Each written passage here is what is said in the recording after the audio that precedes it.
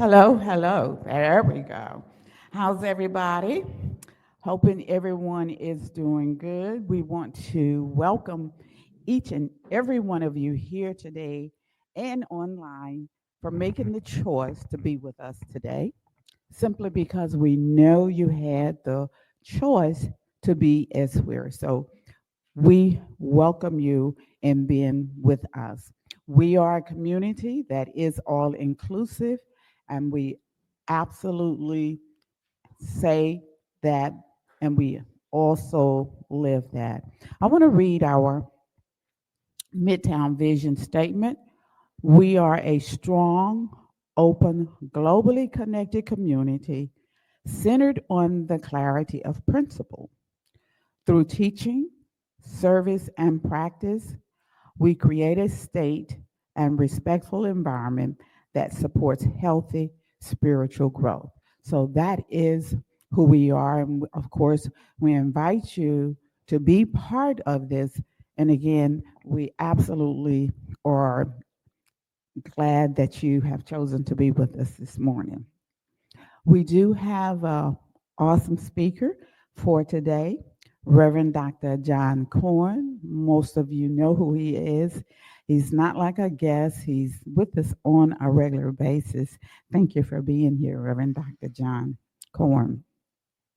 So it is February, guys, and we absolutely know February for being Valentine's. So the theme around Valentine's is love. And right now we're saying to do love, self love, self love, self love. So that is our theme for the month. Our declaration of principle, I'd like for you to join in us making the statement together. A few of the declaration of principles we live by. I believe in one God, one absolute power, and first cause to all things. I believe that this power is perfect love, and it creates out of a desire to express love. I believe all thought is creative, and how I choose to think creates my personal experience. I believe in the unity of all life, and the immortality of the individual soul forever unfolding. I believe in the eternal goodness, the eternal loving kindness, and the eternal givingness of God to all. And so it is. So grateful, hey. And so it is. So our global theme is the wonder of interbeing. So the wonder of interbeing, that led me to thinking about our unconscious thoughts that we have, the unconscious structures that we support, the unconscious systems that drive our behavior. And it led me to think about two entities that I look at as being interbeing. One being our ego. We kind of know ourselves from our ego. We kind of identify ourselves through our ego. Who we like, what we don't like, what's good, what's not good. And from our ego, we also get our past. And our past is who we were or what we knew. Again, it was what someone said to us, that is who we are. And again, we know oftentimes that past is limited. It doesn't always work the way that it used to in the past. And of course, our ego tells us about our future. The future is an illusion in and of itself. Why? Because it just hasn't happened. And having the experience in our ego, we have found it to be not fulfilling. That is just not a good experience for us. However, when we move into conscious thoughts, we move into conscious structures, we move into being conscious, being aware of who we are. This is a mindset that moves us into the present moment. And in this present moment, we will find that the experience with spirit is quite fulfilling. Rarely is that experience not fulfilling in spirit. We can tell the difference as to whether we're making the choice to have our experience in ego simply because we're going to feel depressed, we're going to feel not good enough, we're going to feel like this is always me, me, me, the victim, the victim, the victim. And of course, that is not very uplifting.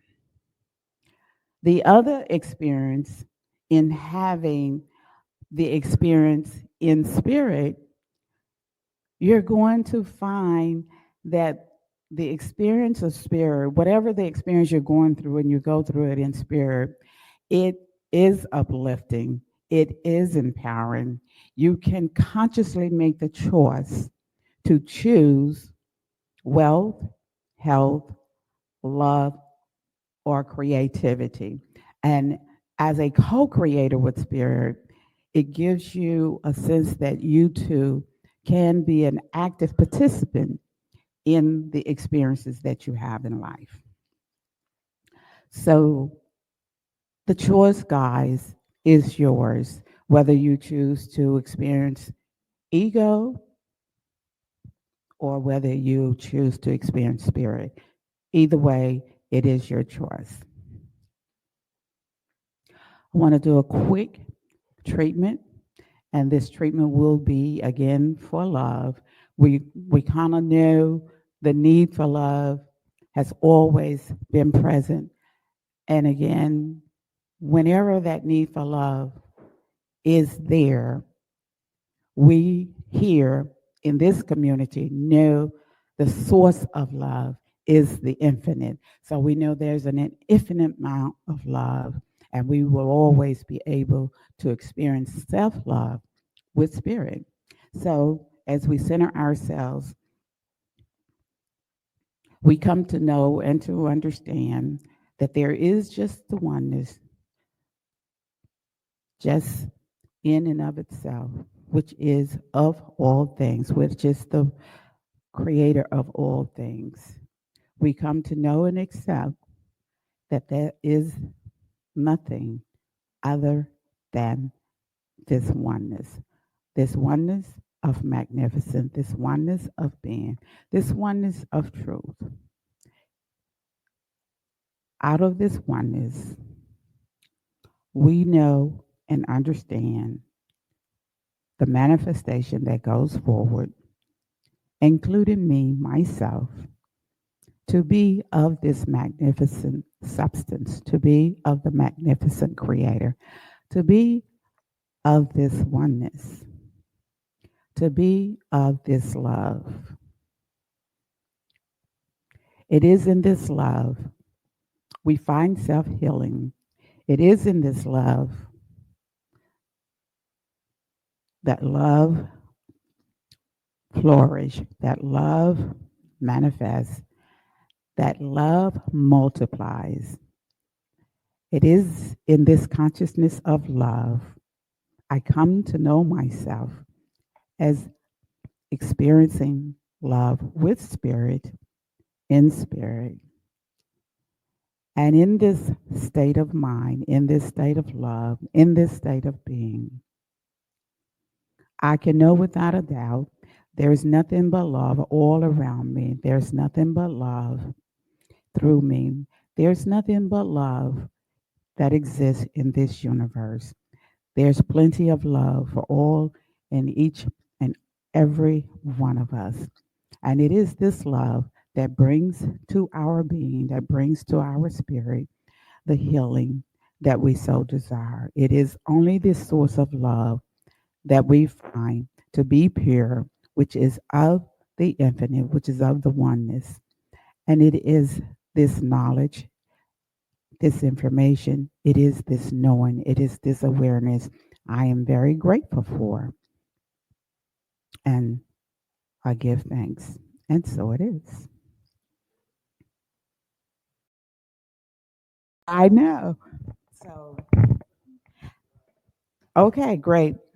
I do want to take just a moment to remind everyone that we're all volunteer driven organization, community, and guys, you've got some very dedicated volunteers here to keep the organization going, to support our community. And it is an absolutely wonderful community. And we certainly do appreciate each and every one of you. So the annual meeting will take place the first Sunday in March, which is March the 2nd. So please put that on your calendar. We could not exist without you. We could not exist without your support, your financial support, your prayers, your spiritual support, your physical support. We are here today simply because of you, and we are grateful to you for believing in an idea that is greater. Thank you. So I would like to bring up, I say guest speaker, but he's actually not a guest. He's kind of like family here. Reverend Dr. John is a licensed and ordained minister since 2015 with a doctorate of divinity and a doctorate in religious studies. He's a certified hospice chaplain and religious science practitioner as well. He's been faculty of the Emerson Theological Institute since 2014 and the Dean of Students since 2023. Besides teaching, his passion is to serve the disenfranchised. He serves on the Emerson Theological Institute Board of Directors and the affiliate New Thought Network Board of Directors. So we welcome you, Dr. Reverend John Karn. Please, a big welcome, everyone. Thanks. Goodness me.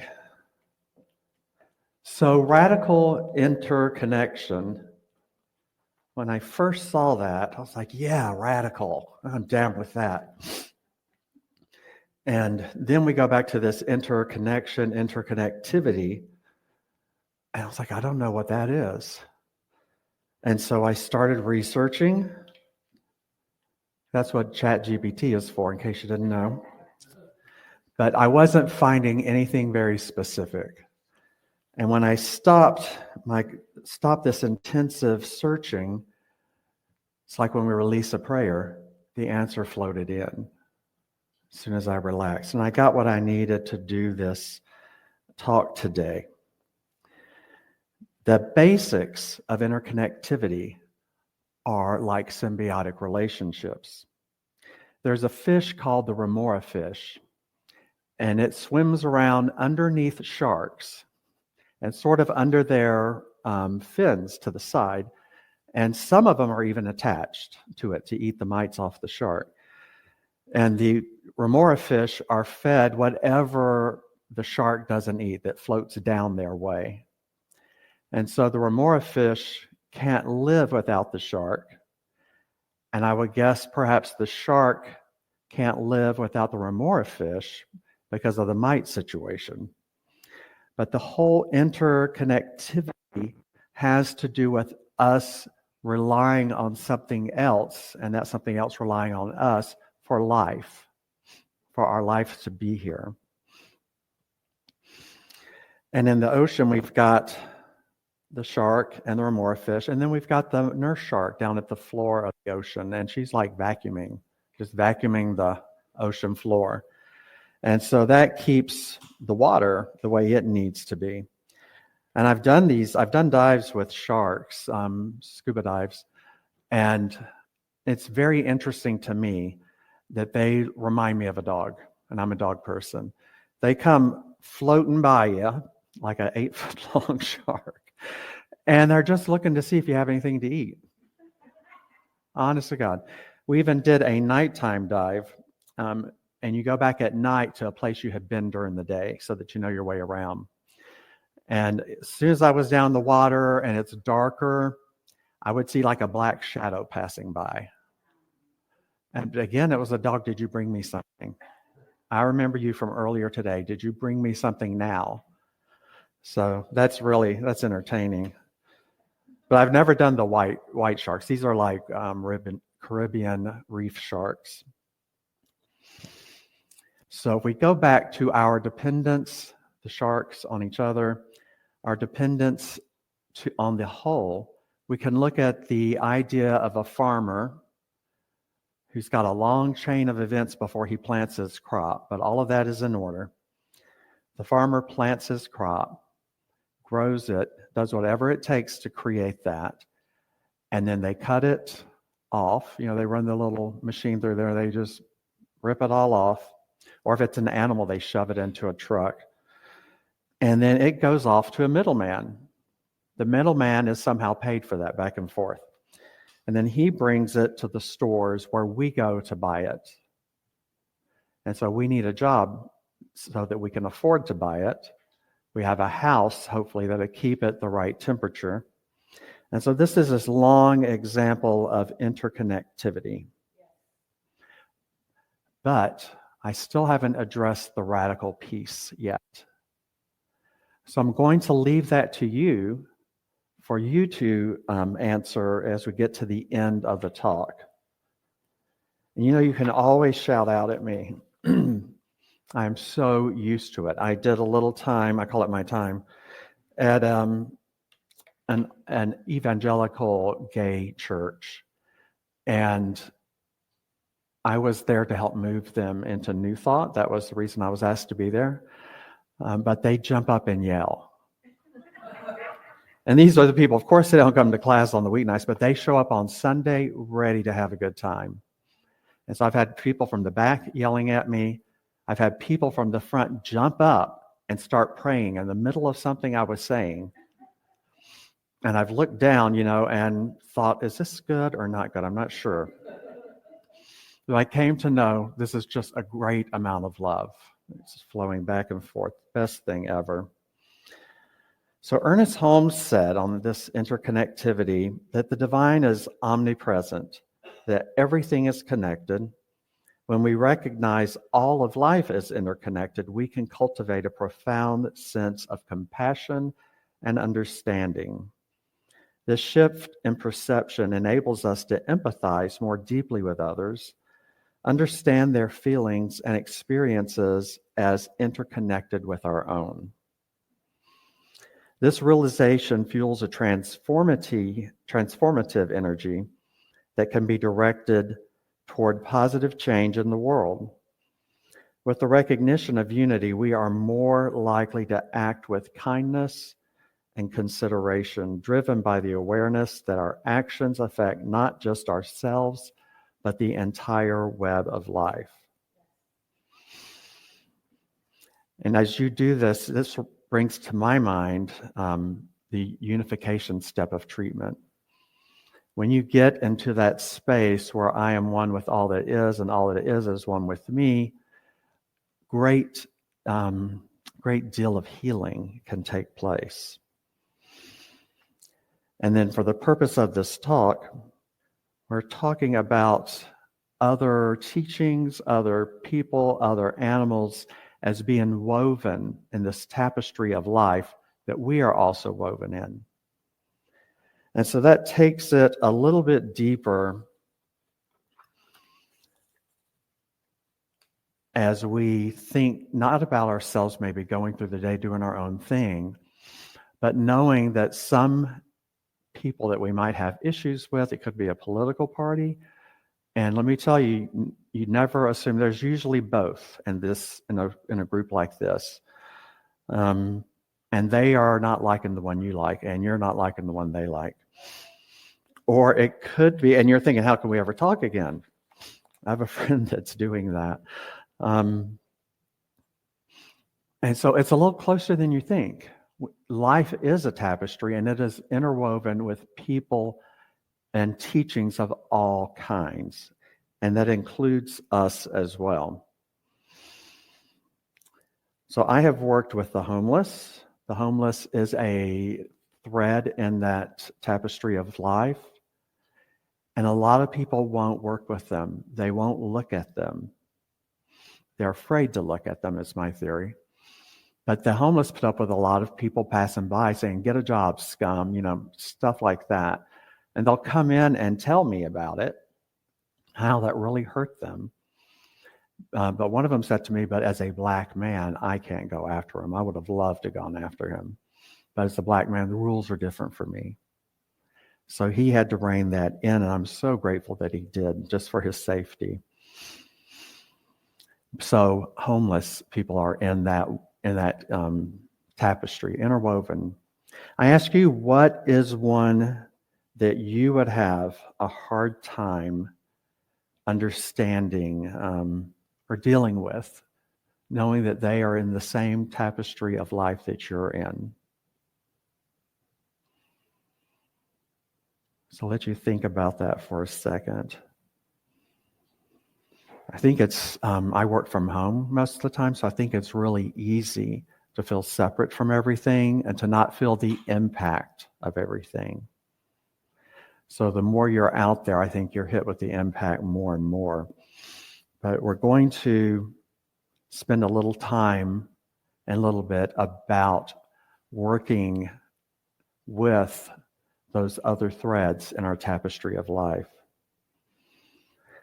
We have the opportunity this month to look into other spiritual paths, some of which we might not know about.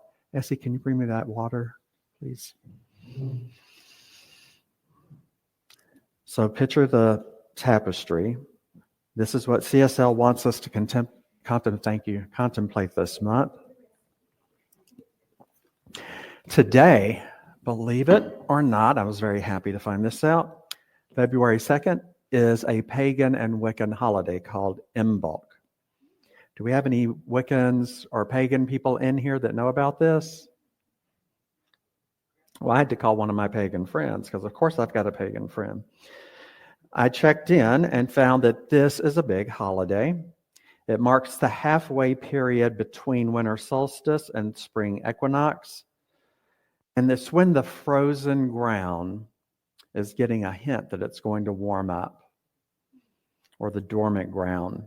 And the ground has seeds in it that are starting to wake up as well, though February is still a bit early for them to be coming up. But there's also a fertility aspect of this, where everything is wakening up and everything is coming alive from within, and there is great expectation. And so they call it Candlemas for them, like Christmas, Candlemas. And I have this reading about it from Mahata Thomas, who is from Mother Tongue Inc. and wrote this in 2024.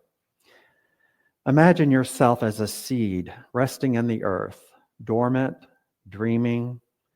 There comes a stirring, a knowing of what you are meant to be. Something cracks, a root births into the fertile dark, inching deeper, so that you may grow into the light. And as we slowly feel our way through the dark, we may bump against our own resistance. This is the shell of the old. Hold yourself here with gentleness and compassion and patience. These edges will soften and make way for the new growth. When facing our shadow within and without, call on the goddess Bridget to light the way. Her heart is so big that she can illuminate the darkness of the dark in the darkest night. We ask her to bless our creative inspirations with new possibilities. We welcome her graceful guidance into our heart. Remember her promise of spring flowers, for she walks in blessed beauty, flower petals in between her toes, and a dusting of golden pollen on her nose. She will nurture the patient seed held in the bosom of the earth. So Wiccan and pagan teachers and people are within that, are a thread woven into that tapestry of life, which includes all of us. Can you see yourself in the same tapestry of life as a Wiccan or as a pagan? I think for here, it's not that far a stretch with a group like ourselves. But I can tell you the first time, before I knew any Wiccans, I thought, what is that about? They're casting spells, or what is up with all of that? And then I got to meet one at a Unity church who explained to me it's more like an earth ministry. It's all about nature. And at this Unity church, they did have a Wiccan person come up to the front and help with the opening prayer for the beginning of the service. They would do their Unity prayer.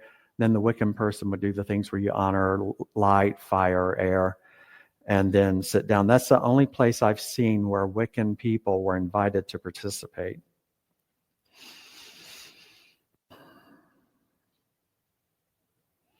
And call to mind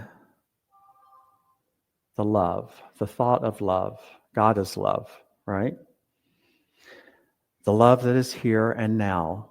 We want that in our tapestry as well. The dog that's happy to see you when you get home, have you ever seen how they're just springing and going wild? It took me a long time to get this. They're showing us the love the universe has for us.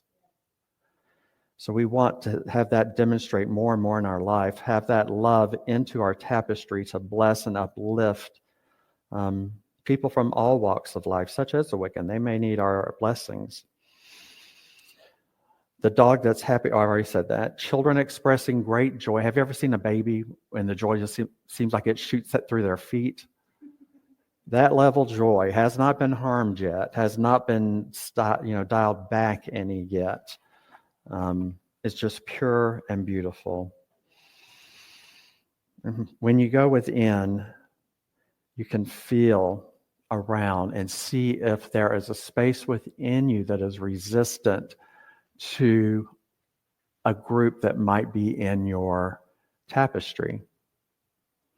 One that makes you feel, as you do this, you can feel within sort of a tension within yourself. And as you feel that tension, that resistance to whoever that group is, you can breathe into it. This is along your diaphragm. That's where my hand is. You can close your eyes and breathe into it. And keep breathing into it until you feel it relax and open up. And then you can come right back to the now. I have heard to do, I've learned actually to do little things that settle you from being nervous and nobody's seen. So you have time to deal with the person that's very much in your tapestry. They're in your face, they're in your life. That person's there for a reason. Guess why? You brought it. You brought that person to you. So know that just as sure as that has happened, you can breathe and let it go and let the resistance to that person go. Thich Nhat Hanh wrote in The Art of Living that through mindfulness, we can embody interbeing. Mindfulness is a practice of being fully present and aware in every moment without judgment or distraction. Through mindfulness, we learn to pay attention to our thoughts, our feelings, and environment around us in a way that is accepting and observing. This heightened awareness allows us to connect with the present and the experience of life more deeply and completely. When we are mindful, we see how our lives are linked with others because our actions impact others and how others' conditions reflect on our own. Excuse me.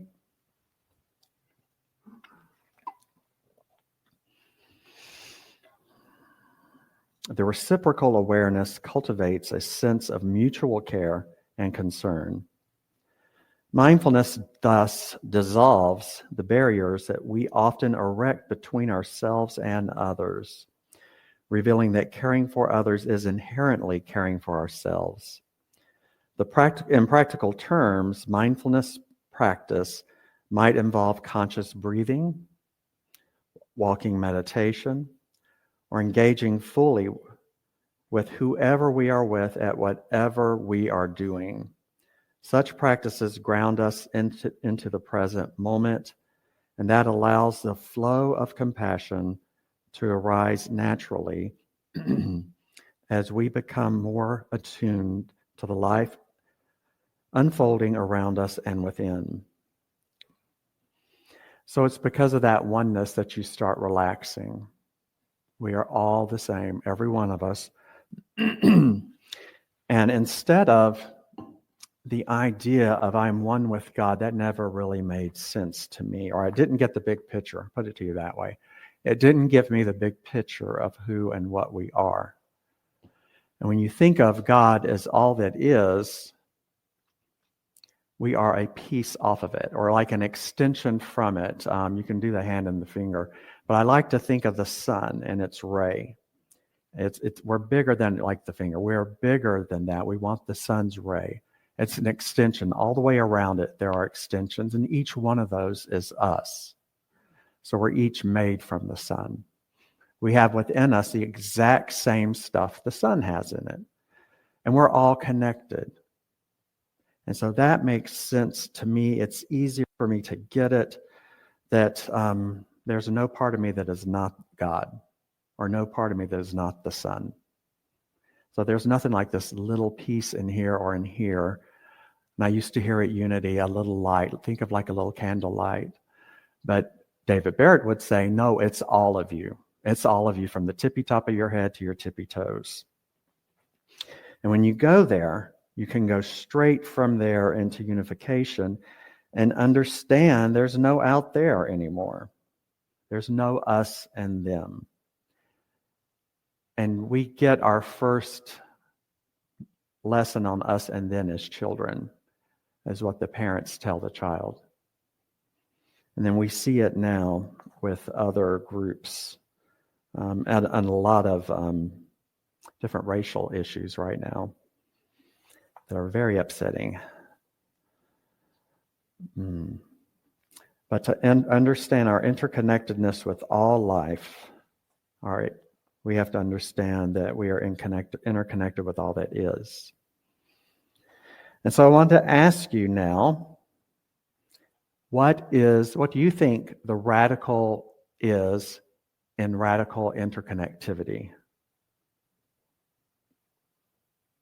Someone shout out this time, just like we're in a classroom. No idea? All righty. Well, it came to me. It took me a while. You put radical on the word interconnectivity, and radical is love.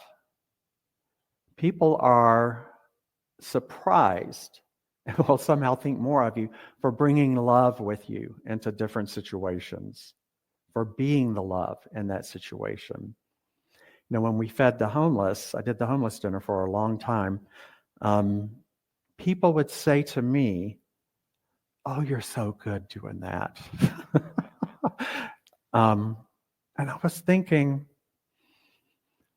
no, I'm not. I'm just myself doing this. Other people I worked with told me the same thing. Someone said that to them. And what we were doing was we were coming together in a great deal of love, preparing the food. The food was donated by restaurants and grocery stores, other homeless kitchens. Someone might be over at another one downtown, and they might bring a ton of food to us as well. But it was so much joy and so much love.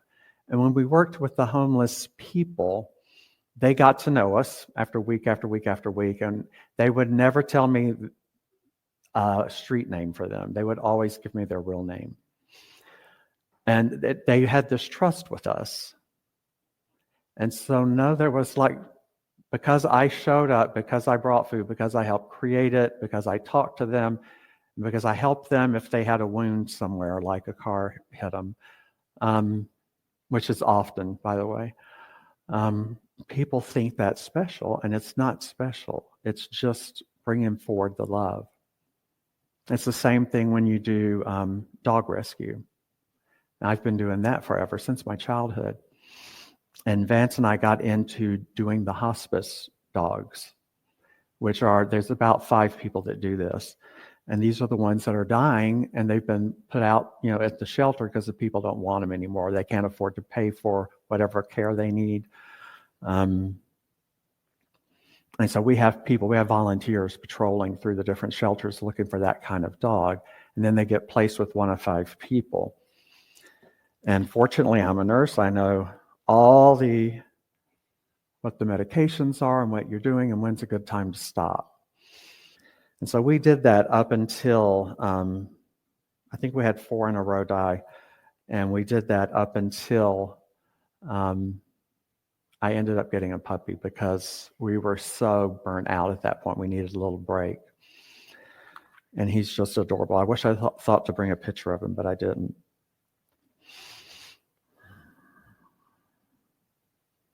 So, your assignment for this week with radical interconnectivity, if you choose to take it, is to see the world with loving eyes. Don't be afraid to be the love. God is love, right? And we are 100% God. We're not all that God is, but every bit of us is God. We have the love already here. We can bring it with us, and we can send it out into the world with every move we make, as long as we're intentional. All right, with that, we're going to end the talk. And so it is. Thank you.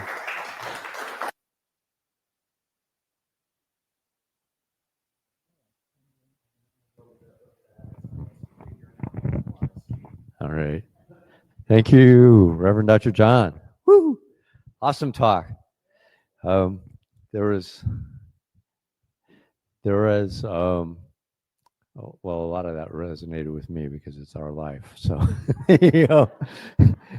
I appreciate everybody being here in person. Now it's time for conscious giving. So, if you would with me say our affirmation of life or affirmation of prosperity, which is going to show up on the screen in a second. Diego, there we go. I live in a universe of abundance. As I freely and joyfully give, I join in the divine flow, and all that I share with life returns to me multiplied abundantly, and so it is. So you can give online, scan the QR code, or if you're in the room here, there's a basket in the back to put donations into as well.